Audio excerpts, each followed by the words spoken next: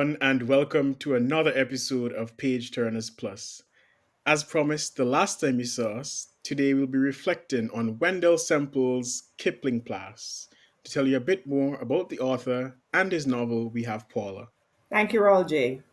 Berkley Wendell Semple is a Guyanese author. Kipling Plass is his first novel. It was published in December 2024. Most of the events of the novel take place in the agrarian seaside village of Mahaicony in Guyana around 1978 to 1979. It is a time of political repression and economic privation. Criticizing the government is unspeakably risky. Wheat, flour, and sardines are forbidden luxury items, and the country's brightest and best are leaving in droves. Kip, the protagonist, is a sensitive, bookish 15-year-old being raised by his mentally ill single mother. While we witness Kip coming of age, a murder mystery is unfolding in his village. This is a novel about community and the performance of masculinity. It shows us ways in which toxicity and supportiveness can be present simultaneously within the same community and even within the same person. Thank you, Paula. So I think we could start with the protagonist, Kip. Was his voice convincingly adolescent? I'd say yes. There were moments of almost innocence, naivety, maybe, that I think I could relate to from my own adolescent years. I mean, even though he was forced to, in a sense, raise himself, he still had very childish, youthful ways about him that made it feel convincingly adolescent for me. I agree. Yeah, he definitely had that kind of that naivety, that sort of just kind of, seeing things initially seeing things in a really simplistic way and kind of just going with the flow. And like you said, he did essentially raise himself. So in some ways, he was actually quite mature. But I think that was just, the circumstances that they were living in. They even the adolescents didn't have a choice. But when you looked at the way that they looked at life, you could feel that very adolescent, feeling coming through. I had mixed feelings about it. And I wasn't surprised when I saw the question posed. I went over the questions this morning. I wasn't surprised that that's one of the things that whoever composed the questions picked up. At times I felt like Roger and Francine, was clearly an adolescent, especially with you know, the sexual encounters, um, times when he was together with his friends and so on. A lot of those instances reflected his age. But then there are times when he was, reflecting by himself and thinking over things, trying to rationalize what's ahead of him. And that seemed rather adult to me, right? I can't point to specific examples, but they're numerous in my mind. There are times when I thought, okay, this is like an adult level of rationalization. So I had mixed feelings. The net result of all of that is that yes, I still came away thinking that he was 15 years of age. I thought he was a precocious adolescent, but I still thought the voice sounded very adolescent. He was exceptional. I mean, he was an extremely bright child, but I think it was still the voice of a child. Yeah, I definitely agree there, Paula. Especially since he was an avid reader, as we mentioned before. You know, he had to raise himself essentially, and this was a community where it almost seemed like most of the children had their own way. Not to reveal too much, but everybody was sort of on their own, doing their own thing. From what I gathered. So, I mean, continuing on the theme of like whether the novel got like adolescents right. Did the novel get adolescent sexuality right? I'm intrigued to hear what the others think. Need the I full I input thought, first. well, all right, I'm a girl, I'm a Mhm. woman, so I was never an adolescent boy. But it certainly seemed to me that just from my memory of being an adolescent, It seemed to me that it got the sexuality of adolescent boys right, because that was first and foremost on their minds at all times. And even though, I mean, certainly when I was an adolescent, that is how I felt, I thought boys thought. And even though when I see adolescent boys, it seems that way to me. I don't know. I don't know if it's my background, my specific background, Catholic school, etc. I don't know that girls are as precocious sexually as the characters in this book, because the girls were equally precocious sexually. And that is not my memory of being an adolescent. Again, it could be my particular background. I mean, I was raised in a very sheltered environment, and I went to Catholic school. And the strictures, the Catholic Church has all these strictures that is you can't escape guilt about sex if the Catholic Church is a factor in your life. So the the girls, when I was growing up, girls were certainly not as sexually liberated, or yeah, just girls didn't even have that level of interest in sex. It's not only not having the sense of liberation, it's the sense of freedom about sexuality.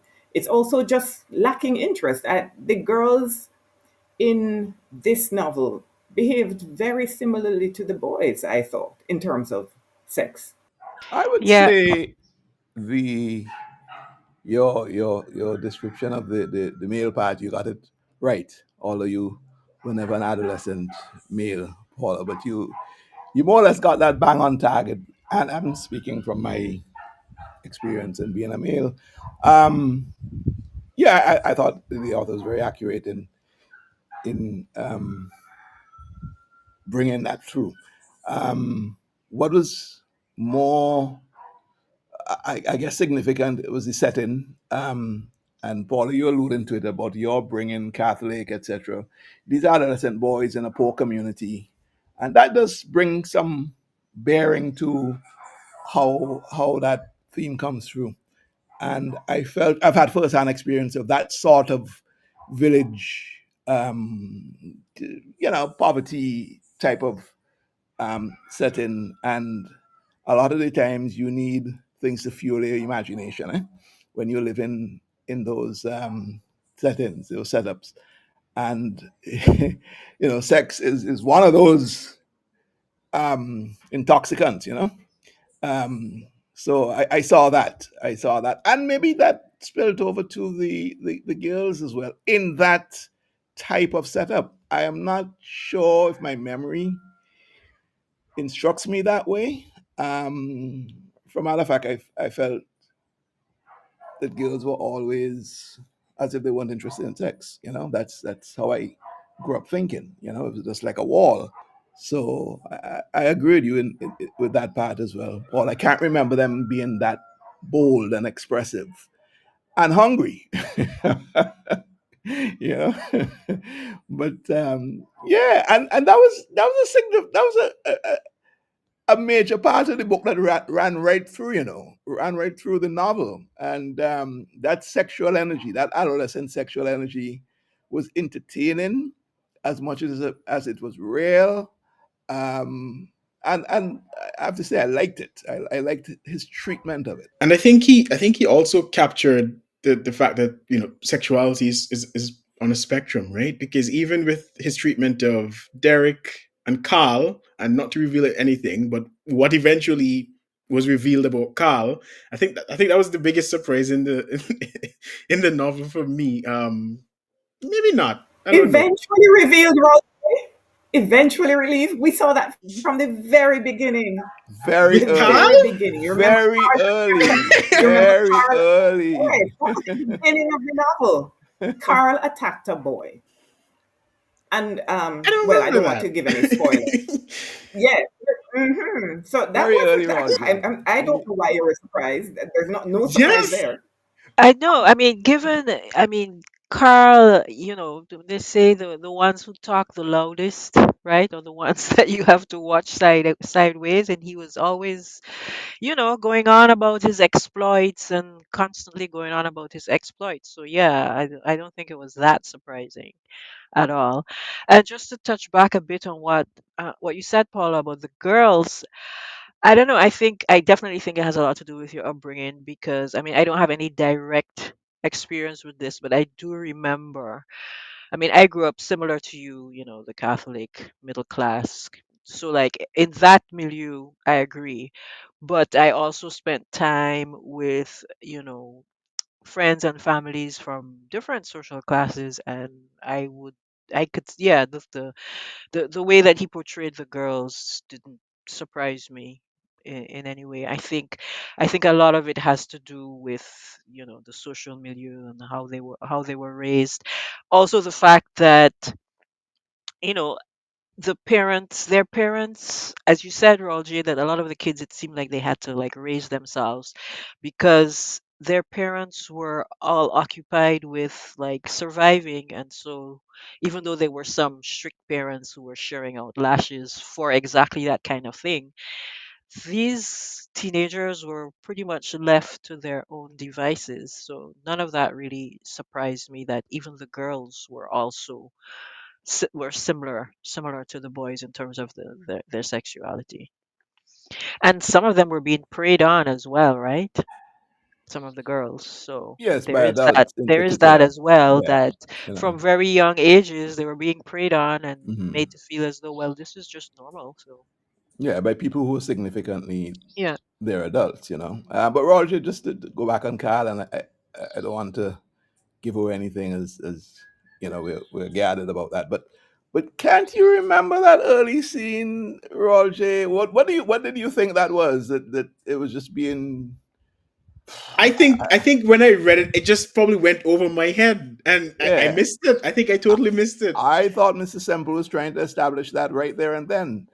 Um, I thought that's why he introduced it But then there and Carl's then. antics after that probably convinced me of otherwise. But then, Yeah, but you see, as Francine, I think, was saying, those who speak the loudest tend to deflect that thought about them, So, and it is a real phenomenon because you have guys who look and act very masculine, and they're always ready to be cruel to animals, pull off a lizard head, and all the sort of things that you would think a soft, feminine type male person would not do, right?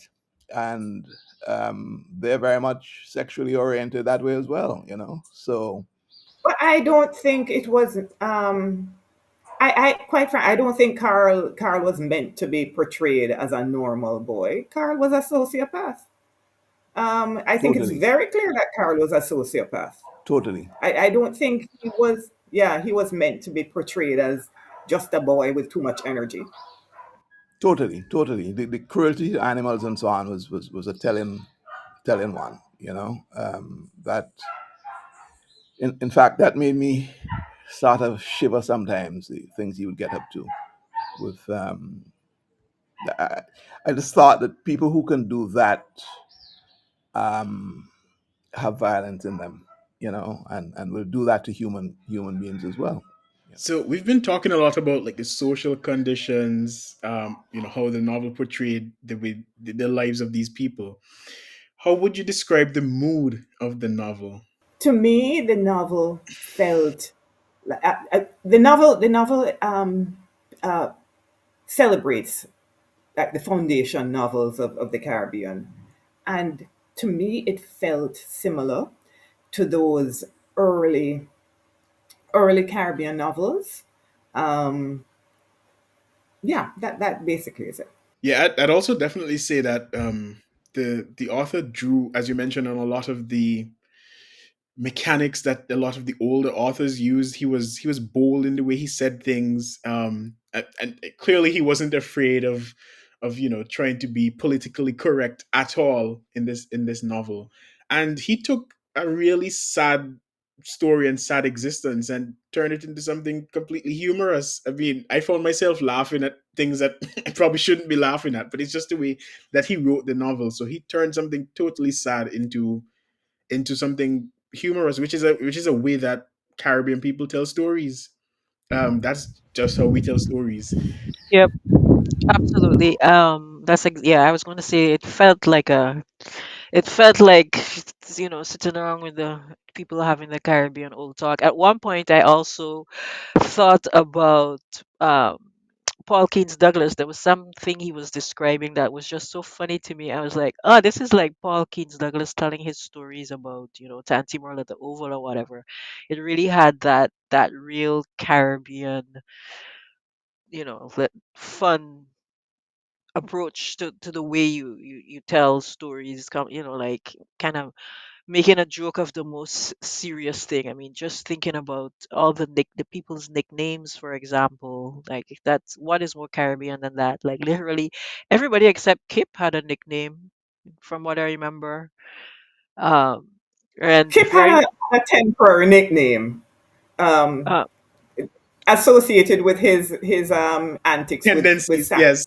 Yes. his Yes, Yeah, I'm his trying. but what? it, I think I it didn't remember that. stick. Yes, I think I remember Yes, that. Yeah. yes. So yeah, so it was just yeah, that was definitely the vibe. That whole Caribbean old talk, sitting around telling stories about the people in the village, and yeah. But I'm glad they all use the word sad because in many parts of the novel, I got that sentiment. Right, I felt. Oh, sometimes it was one of despair, and the reality is, um, you're living under conditions that absolutely you want a way out. Some people just trying to find a way out, escape. Um, but in that, you have to make your life livable and happy, and it's the things that you draw on that entertain you or give you hope, and I felt that the book, the novel was brilliant in that way. I mean, it's brilliant in a lot of aspects, but I really felt that Mr. Semple did a lot of justice to capturing people living under conditions like that. Mhm. Um, though full of despair, it looks like from the outside, and maybe it is from the inside, but they were living their lives and finding their own happiness. And so that took the edge off of the sadness. And then, of course, the humor was there that to the reader that softened it a lot. But don't be distracted by the fact that there was a sad theme right through. That's See, how I felt. Yeah. I never thought of this novel as sad. I would never associate the word sad or despair with this novel. The characters were living in difficult circumstances, but they were living very full lives. I don't get the impression that they felt sorry for themselves. They knew their lives were difficult, Yeah, but I but think that's they the point I'm also making. had their, Yeah. yeah, I'm saying yeah, from but the their lives outside, were full. from the outside, if I had to immerse myself in that situation, from my experience, from what I've experienced in life, this is how I would feel. That's what I'm trying to say. It's from me, the reader, and in my particular setup, that's how I felt. I felt this is a sad situation. To them, though, they found a way of, well, it was normal to them, right? And as you say, they lived full lives. They had hope, they had aspirations, just like anybody else. And they found ways of making themselves fulfilled. Um, so I think I'm agreeing with But you, Paula. This is Berkeley Wendell Semple's genius, though, because I mean, I'm a bougie girl. I had no experience similar to what these people were living. And he occurred to question these people's happiness. Never occurred to me. It never occurred to me to think that, oh, these poor people. Never. I never felt it for 1 second. I think that's his genius, that he brought us into this situation. He pulls us into um, this situation he's created in the novel. And he gives us the same kind of mindset that the characters have. So I went into the novel, I became completely immersed into the novel. And I think developed the same kind of mindset that the characters themselves had. So it never occurred to me to pity them or to think they were living anything other than full normal lives. Yep, full normal lives, which were the only lives that they knew. They seemed very happy with not really happy, but that was all they knew. So they didn't know that there was something greater. So it's easy for us as outsiders to say that they were struggling, but in reality they were just living. So I want to continue along the tradition of other writers and speaking about how other writers treat with certain things. So we've read a lot of novels that address violence very directly. David Dabidene's Sweetly G, which we did a couple months ago, Ingrid Prasad's Lost Love Songs of Boise Sing, Sherry Jones's How the One-Armed Sister Sweeps Her House, and Marlon James's Moon Witch Spider King. What do you think of the way this novel addresses violence? Initially, I thought he was taking the route that Sherry Jones took in How the One Armed Sister Sweeps Her House, because in that novel, Sherry Jones essentially, mostly, she dealt with violence by omission. She showed you, she didn't describe the acts of violence. Um, Usually, she would, what she would usually do is show you the effect on the person after the act of violence had occurred. And he did that quite a bit in this novel. But then towards the end, there were some very graphic scenes. The scene when the murderer is caught. Mhm. That was, and yeah, that was very graphic. Then there's a scene when what's his name, Kangalang Harry Gangalang, Harry Arnold Arnold. attacked Mhm. someone. Mhm. And I think there was a third very graphic scene. So I thought it was interesting. In many instances, he described violence by omission, but in at least two, maybe three, he gave us graphic details. I thought it was interesting. I, Yeah, I would I, say that. I would say that certainly the not Sherry Jones's, but Sweet Ligy, the graphic descriptions in that were far most, I mean, they were very jarring to me. In this novel, though I understood what was going on, I didn't have to confront it in black and white, and apart from some of those scenes. Some of the descriptions, though, of these people turning up dead and so on, and what how they were treated, what just kind of bloody, those were a little meat marketish, right? Um, and jarring to me. I'm not very good, I have to tell you all, I am not good at violence, and handling blood and guts and so on. I I skip through those things. I try to get past those things, you know. So I was able to cope with this one much more than Sweet Ligy. I I I don't. I mean, we're not discussing Sweet Ligy now. We're just doing a comparison. But in that one, I just saw the worst of humanity. In this one, while that's also there, human beings can get very base and primordial, but it wasn't as graphic as he could have made it, and I'm glad he didn't make it that way. I have to say that while it wasn't as graphic as what we've seen in, for example, Moonwitch Spider King or Sweet Ligy, but he treated it in the same way, in the fact that it was very matter of fact. Like it was, he wrote it. This is just life. This is what happens, and he, you know.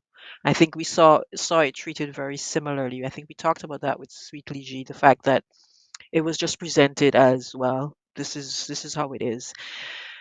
So while he didn't give us the graphic descriptions, I feel like he still presented all the different aspects of the different types of violence as just, this is just a normal part of what these people have to live with. And I saw a lot of I don't agree with you though, Francine, about him treating it the same way that David Dabadine treated it in Sweetly G. David Dabadine's treatment of violence in Sweetly G was to treat it to he used his method was understatement. So no one was outraged or shocked by the violence. Violence was completely normal. In this novel, people are outraged, people are shocked. So I don't know that it's the same treatment. He didn't use understatement. I also saw some similarities with Ingrid Prasad's Lost Love Songs of Boise Sing, which is obviously based on a true story in terms of like the piracy and the way he carried out his crimes. But then the difference that I picked up was that in Kipling Plass, it was the children who were exposed almost directly to the effects of the violence. So they saw when the bodies washed ashore, not to reveal too much, and um, the author gave very vivid descriptions of the state of these bodies. So even for the reader, I could imagine how terrible it was. So imagine a 15-year-old or 14-year-old seeing this kind of thing wash up on the creek or wherever. So I think that was also part of the the way these characters were forced almost into adulthood. It was just a, well, let me not say a tough life, but they were exposed to very difficult things. Another There, thing I thought was interesting about the violence was that he showed you how the children were desensitized to violence. When someone was being beaten, one of the wives was being beaten, and the children were watching it at first as entertainment. And then they said, Kip, I think it was Kip who said, yes, it was Kip narrating. So Kip says, eventually it got boring and we left and we went to do something else. This is somebody being Yeah. brutally beaten, a woman being brutally beaten by her husband. And I thought it was very effective the way Berkley Wendell Semple showed us that how children can become completely desensitized to something outrageous because they see it every day. So it's normal. children and the society by extension too. As you say, it's normal. These things are happening on a daily basis. A lot of the cutlass talk, I found some of them humorous. What here we would plan you. You know what planning is, Roger. Um, Yes, of you, course. you use the flat side rather than the sharp side, right? So but it's still the same cutlass. That cutlass is capable of severing your neck, your head from your shoulders. At the same time, it can give you blows like a strap. So, but it's the same cutlass, and that cutlass is very central to our Caribbean experience. And it's a tool that found its place in the same violence you all are talking about in this novel. And that's why I found the novel to be so real in terms of Semple got everything, well, everything I would say, but he got such fine details woven into his story, you know. Um, with very little effort. It seemed effortless the way it came across. You I don't know. Didn't come across as effortless to me. no, Came across to me as brilliant. You well, don't yes, get to me this it brilliant seemed without effort. I think he took his time no, to write obviously this he novel, did. Oh, I'm not mistaken and about that. it's a genius novel. I mean, what I'm saying, it's a swan gliding across the water. I am seeing the swan moving across, but obviously he had to do a lot of sweat and hard work. But the final output was, well, I'll use your word too, brilliant.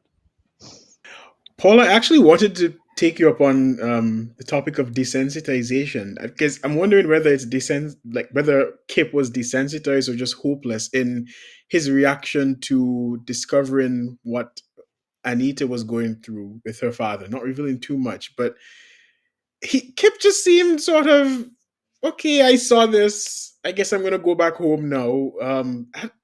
For somebody as adult like, as well read as he was, it just seemed very hopeless. I don't know No, what you thought about that. Kip, no, Kip understood the gravity of what was happening to Anita.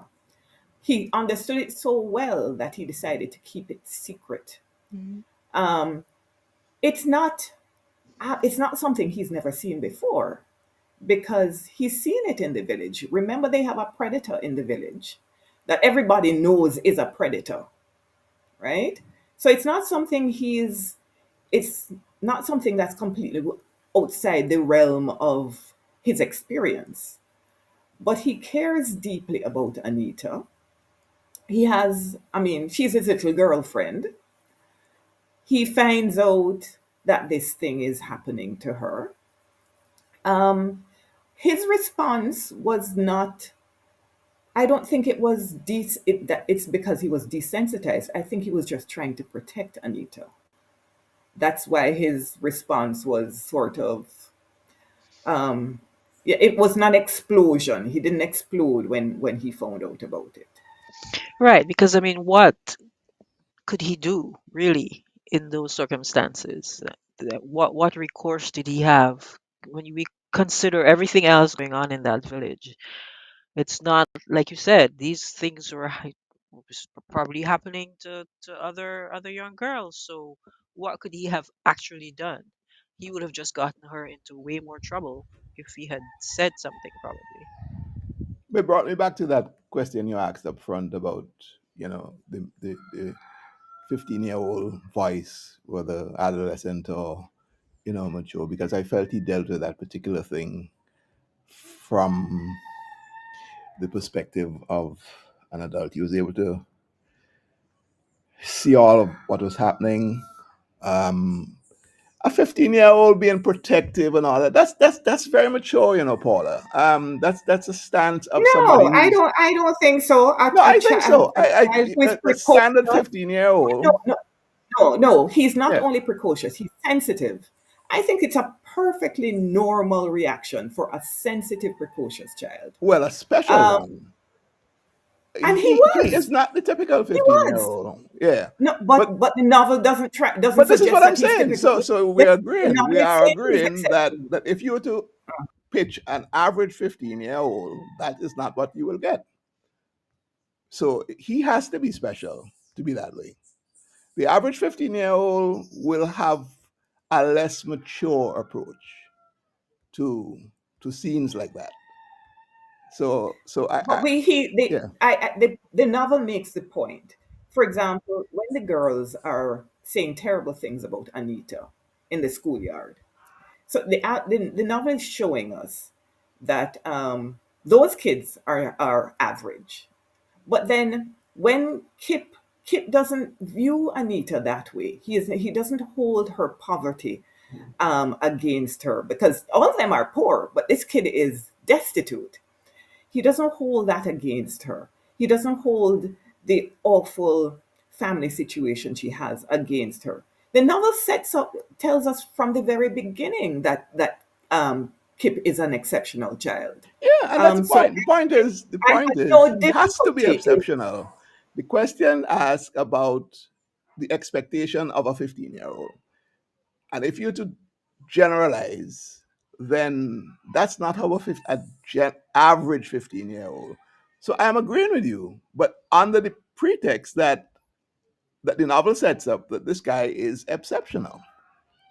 I mean, he was given life advice to Harry. Harry was 19 or 18, and Kip was basically telling Harry how to be a man. That was hard to believe. That was hard to believe. The how to deal with Harry's father-in-law. That was hard to believe coming from a 15-year-old. But generally speaking, I did not have any difficulty accepting that Kip was just exceptional. He was exceptionally sensitive. He was exceptionally bright. Right.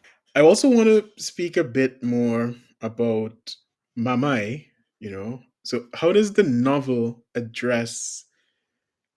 way the novel addresses mental illness compare or contrast with how mental illness is addressed in Ketley Ma's I'm Alive? I think the biggest I difference for me was the social class, because in I'm Alive, it wasn't even middle class. There were very wealthy people living in Haiti, whereas in this case, these were poor, indigent, very vulnerable people. And I thought that they handled Mama's mental illness a lot better than they handled. I can't remember her name. Was it Emily? No, it wasn't Emily. Handled the mental illness in I Am Alive. That's what I thought in terms of how they didn't really ostracize Mamai. They just saw her as this person in the community who obviously has a challenge, but they were still loved. There was no sort of pushing away that I found. And the embarrassment factor, right? So you have a lot to lose when you are up there on a certain social level, and there's this fly in the ointment. It happens to be somebody in your family who you want to hide because they're not, and that's I'm alive. I got that. Whereas in this one, we're all in the same boat, and we just have to deal with this. And what's your cross is my cross, and they're much more open about it, to the point where his friends and so on were trying to help him to, well, without giving too much away, but to help him to deal with the situation. And it also showed how the different classes treat institutionalization, because in I Am Alive, they were quite happy to have their sibling institutionalized, whereas in this case, they were fighting to get Mamai Well, that's out the of the point. institution. That's the point. That's the point. Yep. And we saw the same approach with Gangal and Harry Arnold. That the community accepted him for what he was. They knew, okay, he's like that. They know, don't touch him. You know that. And then when, for whatever reason, they came to wanted to put him away, the community was like, why are you here? Like, no, it's just Gangal and Harry Arnold. That's how he is. So And Paula, it's fine. coming from, well, I'm not uptown. Well, I'm not even from Jamaica, right? But I'll use the uptown reference. But I have seen in my, I didn't come up in a rural setting, but I used to go quite often for my school holidays and so on. So I had the best of both worlds. And I've seen that play out. I've seen that village set up where you have people who are mentally ill, but very much blended into the society and being taken care of, not being discriminated against. Everybody knew that they were funny. I remember there was a guy who used to go to the, what we call the standpipe, um, and he used to go with his brother and he used to wash his bread. He used to wash off his bread. He was a clean freak. But this is a man who nobody seemed, it wasn't an issue. Okay, all right, that's what he did. Okay, but clearly the In man I'm is, Alive, go ahead. Kathleen Mars made the same point in I'm Yeah, Alive. Well, what was her name again? The beautiful the girl who beautiful was, young girl. Yeah, yes, yeah, she said and something she very said her similar. uncle was mentally ill too, and it wasn't a big deal to them. That was why she was able to deal with that family's mentally ill um, family member without any problem. She never thought being mentally ill was anything odd, anything exceptional. It's normal. But another thing too about this novel is I think mental illness was front and center of this novel. um, he There are several characters who suffered from depression. Um, there's Mamai's diagnosed illness. There's Kangalang, um, Harry Arnold's illness, which is undiagnosed but obvious.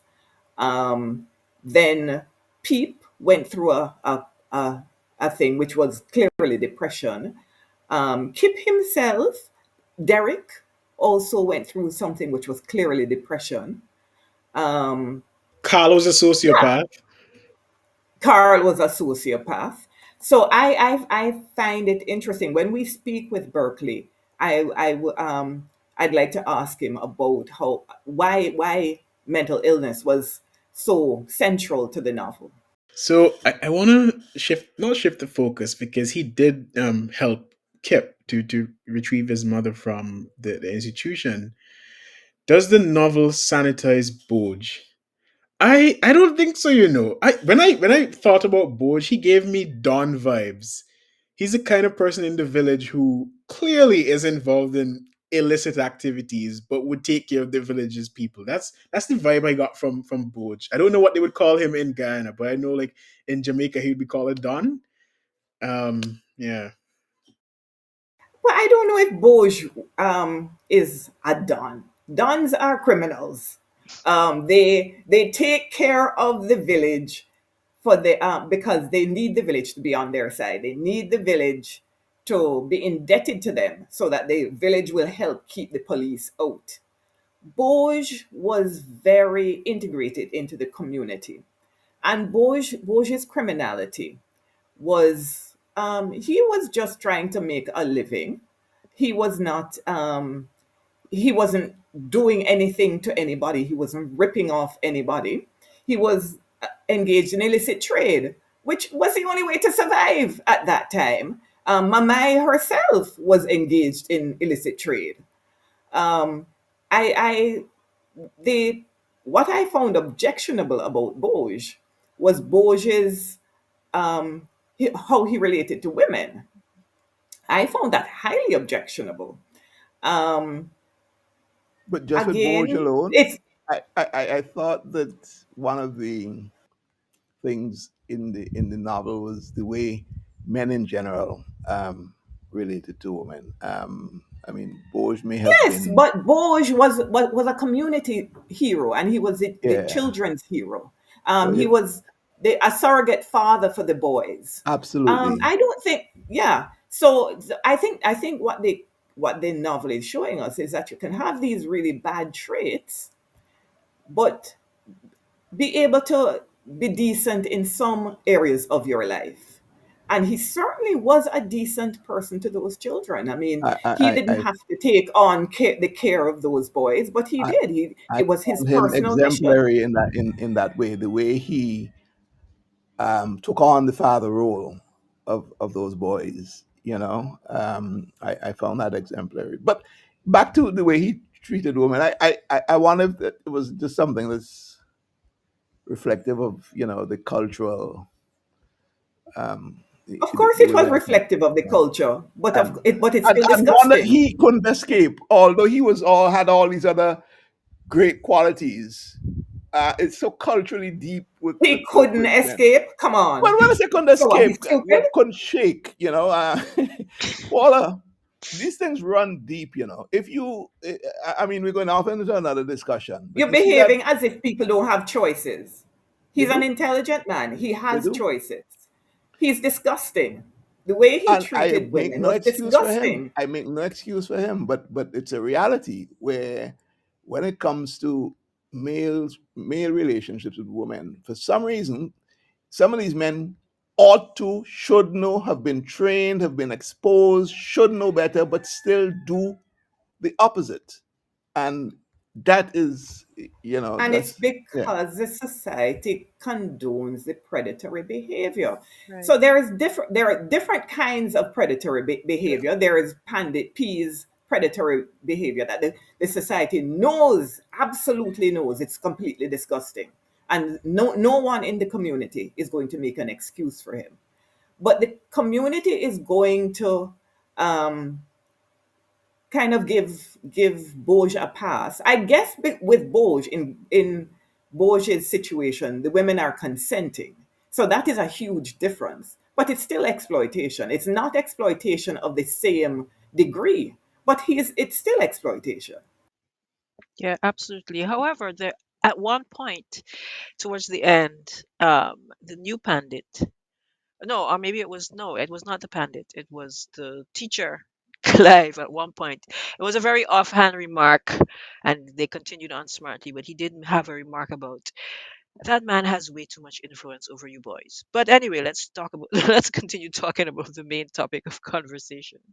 So I think in a way the author was kind of pointing out that, you know, people knew that he, you know, the influence he had over the kids wasn't 100% good. Yes, but he was, I mean, he helped them out a lot. He was a father figure, kind of helped them to, I don't know, find some kind of direction in their lives, which is good. And I really appreciated the fact that he did that to show us, you know, here is this very, very flawed man, and yet he can be, you know, he can do good in some ways. And I think a part of it too that I really appreciated, it just showed the whole community pulling together. That was one of the things I loved most about the book, that the community life, you know, was just, it was quite amazing. They were helping each other out. If they knew somebody was sick, they would get food. You know, the way the sons who were looking So after the their camaraderie ill is part of mothers. survival. I think this Yeah, came through. You it was know, just that was one of the things I think I really loved most about the story that he told. yeah, And another thing that another point he made about the community is that people, of course, recognize that they came from different ethnicities, they come from different ethnic backgrounds, but ultimately, the differences in ethnicity did not make any difference in how they felt about each other. They had Right. strong relationships with each other, regardless of the ethnic group, regardless of what religion, because they were Muslims, they were Hindus, they were Christians in the community. That did not impact the way they related to each other. Even though, I mean, there's of course some underlying racism, of course, but it ultimately, I think this is a community that didn't make it really bother them, and they knew when politicians were trying to exploit racial divisions to basically for the good of yeah. the I would politicians, and interject rather that before we than run what out it. of time. The way politics is dealt, politics and politicians was dealt with. I like that as well. I like the way that they had this cynical view of these politicians who did not make their conditions any better. They talk a good talk and all that, but it's like, come on, we we know where you're coming from.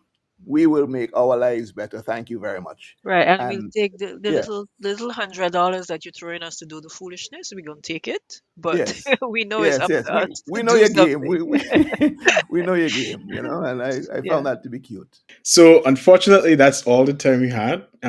We could go on for 5 more hours, but we'll continue the conversation the next time you see us because we'll be interviewing Berkley Wendell Semple about his novel Kipling Plass. Until then, thank you for joining us. Have a lovely day.